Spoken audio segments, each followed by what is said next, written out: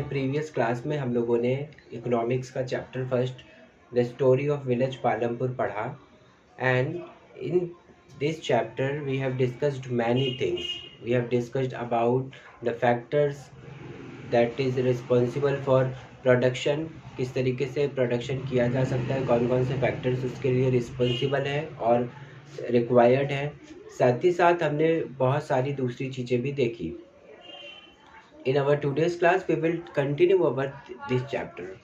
Previous class में students हमने समझा कि किस तरीके से पालमपुर विलेज के अंदर लैंड का डिस्ट्रीब्यूशन था, जहां हमने देखा कि फैक्टर्स वो किसी भी तरह के प्रोडक्शन के लिए, और क्योंकि पालमपुर एक विलेज है और वहां पर जो मेन एक्टिविटी है वो है फार्म एक्टिविटी, यानी एग्रीकल्चर वहां का मेन ऑक्यूपेशन है. मैक्सिमम लोग एग्रीकल्चर करते हैं. और वहाँ हमने पढ़ा कि लैंड मतलब किस तरीके से लोग प्रोडक्शन वर्क को कर पा रहे हैं, और प्रोडक्शन वर्क के लिए क्योंकि सबसे पहली चीज़ जो रिक्वायर्ड है वो है लैंड. और हमने पढ़ा कि in village Palampur land is distributed unequally. सभी के पास एक बराबर लैंड नहीं है. इसका मतलब है कि सबके पास लैंड एक बराबर ना होने का मतलब है कि सभी लोग एक जैसे अमाउंट में प्रोडक्शन नहीं कर पा रहे हैं, है ना. जिनके पास स्मॉल पीस ऑफ लैंड है वो बहुत कम प्रोडक्शन कर पाएंगे, जिनके पास लार्ज है वो ज़्यादा थोड़ा सा कर पाएंगे और सरप्लस को सेल करके अधिक प्रॉफिट कमा पाएंगे. और बहुत सारे ऐसे लोग जो कि दलित फैमिली से बिलोंग करते हैं विलेज पालमपुर में, और वो लैंडलेस हैं, वो दूसरे के लैंड में काम करते हैं, उनके लिए सरप्लस इकट्ठा कर पाना वो बहुत डिफ़िकल्ट टास्क है. यानी उनका इकोनॉमिक ग्रोथ बहुत ज़्यादा अच्छा नहीं हो रहा है. ठीक है, लेकिन फिर भी जिसके पास जिस भी अमाउंट में लैंड है वो वहाँ पर प्रोडक्शन वर्क कर रहे हैं. इसके बाद जो सेकंड थिंग आती है हमारी, जो प्रोडक्शन में ज़रूरी होती है, वो होता है लेबर्स. ठीक है, लैंड का इक्वल डिस्ट्रीब्यूशन नहीं होने की के बावजूद वहाँ पर लोग लैंड को अरेंज कर ले रहे हैं. मतलब जिनके पास स्मॉल लैंड है और फैमिली मेम्बर्स ज़्यादा है, वो दूसरे बिग फार्मर्स के लैंड में काम करते हैं. ठीक है, यानी कहीं ना कहीं से वो अपने लाइवलीहुड का सोर्स ढूंढ लेते हैं. बहुत से जो लैंडलेस लोग हैं वो भी बिग लैंड ओनर्स के, बिग फार्मर्स के लैंड में काम करते हैं, या फिर कई बार ऐसे जगहों पर काम करते हैं जहाँ पर ऐसे लैंड्स में काम करते हैं, ऐसे फार्म्स में काम करते हैं जहाँ पर लोग दूसरों को रखते हैं काम पे. ठीक है, उसके बदले में यहाँ पर जो भी है कई बार डेली वेजेस के बेसिस पे उनको वेजेस दे दिए जाते हैं, सैलरी दे दी जाती है. कई बार उन्हें अपॉइंट किया जाता है फॉर अ ईयर, एक पूरे साल के लिए रखा जाता है. कई बार एक क्रॉप के किसी एक काम को के लिए आता है, मतलब केवल हार्वेस्टिंग के टाइम किसी को बुला लिया, या फिर केवल इरिगेशन के टाइम पे किसी को बुला लिया. तो इस तरीके से विलेज पालमपुर या हमारे इंडिया के विलेजेस में लोग जो लैंडलेस लोग हैं वो काम पाते हैं. ठीक है, तो लैंड इस तरीके से लोग अरेंज कर रहे हैं कि दूसरों के लैंड पे काम कर रहे हैं जिनके पास लैंड नहीं है. इसके बाद लेबर्स के अरेंजमेंट की बात होती है, कैसे लेबर्स यहाँ पर ये मैनेज करते हैं. तो जो हमारे पास लैंडलेस लोग हैं वही बिग फार्मर्स के यहाँ पर लेबर्स की तरह काम करते हैं. ठीक है, तो इस तरीके से बिग फार्मर्स या फिर जो मीडियम फार्मर्स हैं वो लेबर्स अरेंज कर पाते हैं, और हमारे जो लोग जिनके पास ज़मीन नहीं है उनको किसी न किसी तरीके से एक तरह का काम भी मिल जाता है उन बिग फार्मर्स के लैंड में काम करने के लिए. ठीक है, तो लैंडलेस, स्मॉल फार्मर्स और मीडियम फार्मर्स जो हैं वही हमारे लेबर्स की जगह पर काम करते हैं, बिग फार्मर्स की जगह. ठीक है, अब थर्ड चीज़ रिक्वायर्ड है जो हमारे प्रोडक्शन में, वो है कैपिटल. अब जिनके पास लैंड नहीं है वो दूसरों के लैंड में हो गए, या फिर जिनके पास है वो खुद के लैंड में हो गए. लेबर्स की ज़रूरत हो गई तो या तो उन्होंने खुद वर्क किया या तो दूसरों को, लैंडलेस लोगों को अपॉइंट कर लिया. इस तरीके से लेबर्स की रिक्वायरमेंट पूरी हो गई. लेकिन व्हाट अबाउट कैपिटल, अब वो कैपिटल कहाँ से अरेंज करेंगे. तो जितने भी टाइप के फार्मर्स हैं, यानी अगर हम स्मॉल फार्मर्स की बात करते हैं तो वो जो कैपिटल, चाहे वो फिक्स्ड कैपिटल होगा चाहे वो वर्किंग कैपिटल होगा, वो अरेंज करते हैं खुद से. ठीक है। अगर बिग फार्मर्स हैं तो उनके पास तो इतना बड़ा लैंड है कि उसमें इतना प्रोडक्शन हो गया कि वो सेल्फ कंजप्शन के लिए रखने के बाद जो भी अमाउंट बच रहा है उसको सेल करके काफ़ी प्रॉफिट पाएंगे और उसी प्रॉफिट को वो नेक्स्ट ईयर कैपिटल के फॉर्म में यूज़ कर सकते हैं। तो उनके लिए तो कैपिटल के लिए कोई टेंशन नहीं है। लेकिन स्मॉल फार्मर्स और बिग फार्मर वो मीडियम फार्मर्स जिनमें कई बार होता है कि वो बहुत ज़्यादा सरप्लस नहीं ले पाते, ठीक है। हालांकि विलेज पालमपुर में मॉडर्न टेक्निक्स यूज़ की जा रही हैं फार्मिंग में और बहुत ज़्यादा सरप्लस भी इकट्ठा हो रहा है, पर कई बार स्मॉल फार्मर्स के पास खुद का जो कैपिटल है वो अरेंज नहीं कर पाते और वो जाते हैं बिग फार्मर्स के पास, ठीक है। वो मनी लैंडर्स के पास या बिग फार्मर्स के पास जाकर किसी तरीके से अपनी कैपिटल की नीड को पूरा करते हैं उनसे लोन के फॉर्म में लेके, जिसका रेट बहुत हाई होता है और उस हाई रेट को वो फिर ड्यू टाइम में ड्यू पीरियड में पे भी करते हैं, रीपे भी करते हैं और फिर इसी तरीके से वो अपने कैपिटल को अरेंज करते हैं। यानी कैपिटल का अरेंजमेंट कहाँ से करते हैं? पालमपुर के लोग बिग फार्मर्स के पास से, और बिग फार्मर्स खुद के ही कैपिटल को, खुद के ही जो सेविंग्स होती हैं उन्हीं को कैपिटल के फॉर्म में यूज़ करते हैं, ठीक है। तो बिग फार्मर्स के लिए कोई इस तरह की दिक्कत नहीं है। तो लैंड, लेबर और कैपिटल के अरेंजमेंट के साथ वो सारे लोग खुद जो कि एक ह्यूमन कैपिटल की तरह काम करते हैं, मिलकर प्रोडक्शन का काम करते हैं, ठीक है।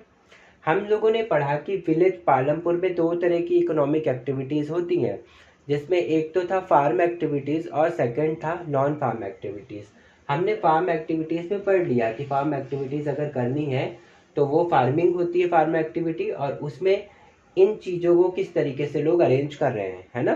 लैंड किस तरीके से अरेंज कर रहे हैं, लेबर्स किस तरीके से अरेंज कर रहे हैं, कैपिटल किस तरीके से अरेंज कर रहे हैं। अब हम बात करेंगे नॉन फार्म एक्टिविटीज़ की। विलेज पालमपुर के अंदर बहुत सारी नॉन फार्म एक्टिविटीज़ भी होती हैं। First like dairy. डेयरी क्या होता है? डेयरी मिल्क प्रोडक्ट्स को सेल करने का काम होता है, जो रूरल एरियाज़ में बहुत ही ईजिली किया जा सकता है। रूरल एरियाज़ में ग्रासेस और बहुत सारे फॉडर क्रॉप्स आराम से हो सकते हैं, जो हम लोगों ने पिछले में भी पढ़ा कि रेनी सीज़न में यहाँ विलेज पालमपुर के लोग ज्वार और बाजरा जैसी चीज़ें प्रोड्यूस करते हैं, जो कि एनिमल्स के लिए फॉडर क्रॉप की तरह यूज़ किया जाता है, ठीक है। यानी एनिमल रियरिंग अगर हम कर रहे हैं तो हमें एनिमल्स के खाने के लिए बहुत ज़्यादा परेशान होने की ज़रूरत नहीं है। बहुत सारी ग्रीनरी विलेजेस में लीव्स वगैरह, ग्रासेस वगैरह अवेलेबल होती हैं, ठीक है, जिसका यूज़ करके काऊ, बफेलो, गोट जैसे मिल्क एनिमल्स जिनसे हमें मिल्क मिलता है, हम उनकी रियरिंग करते हैं।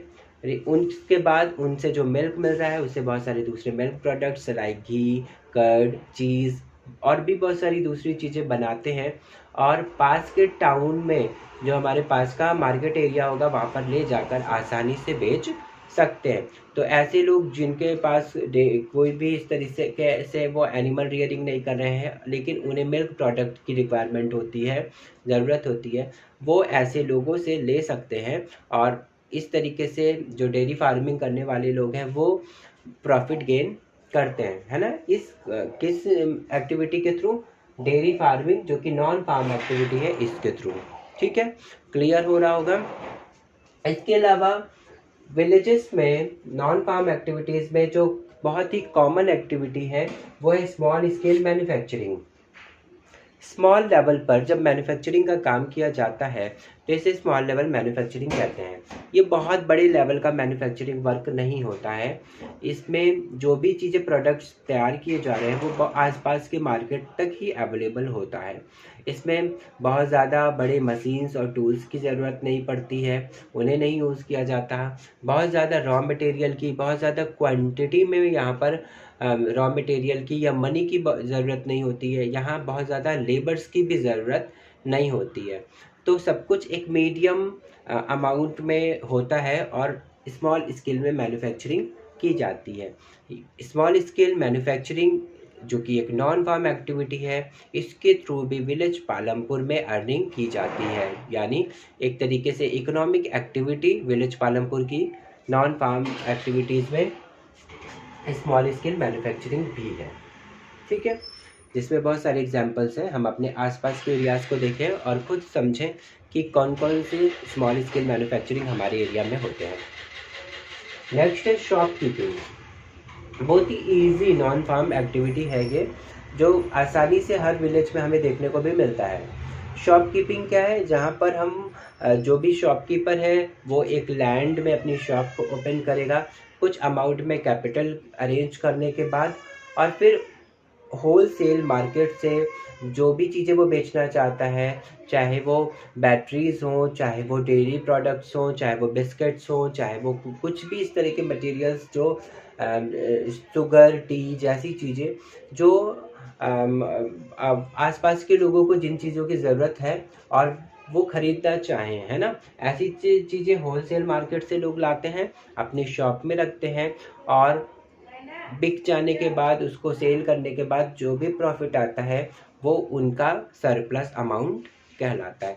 तो इस तरीके से शॉपकीपिंग भी एक नॉन फार्म एक्टिविटी जो विलेज पालमपुर में हो रहा है। एक नेक्स्ट है ट्रांसपोर्ट। ट्रांसपोर्ट भी बहुत आजकल कॉमन सा नॉन फार्म एक्टिविटी हो गया है, विलेजेस में भी और सिटी एरिया में भी।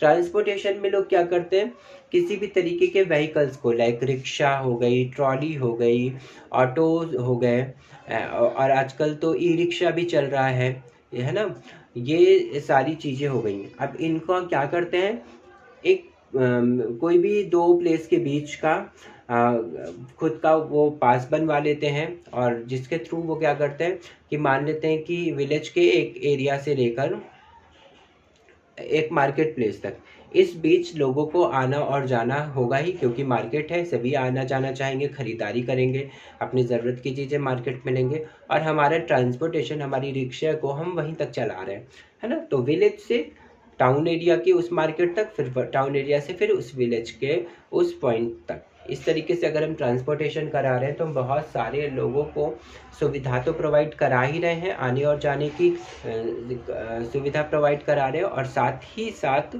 इनकम भी हम गेन कर पाएंगे, ठीक है, और बिना किसी भी फार्म की ज़रूरत की, यानी ये एक नॉन फार्म एक्टिविटी हुई, ठीक है।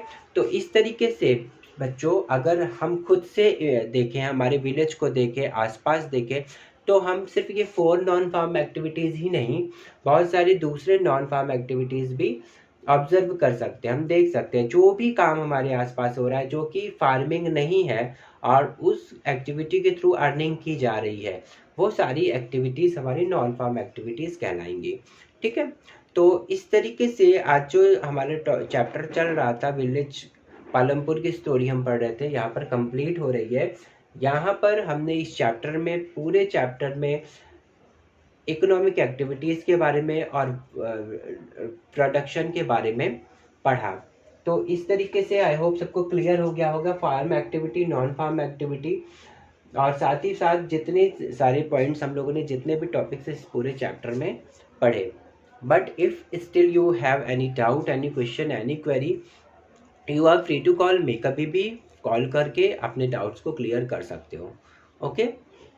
तो now we will meet in our next class with a new chapter, with a new topic. Till then, take care and have a nice day.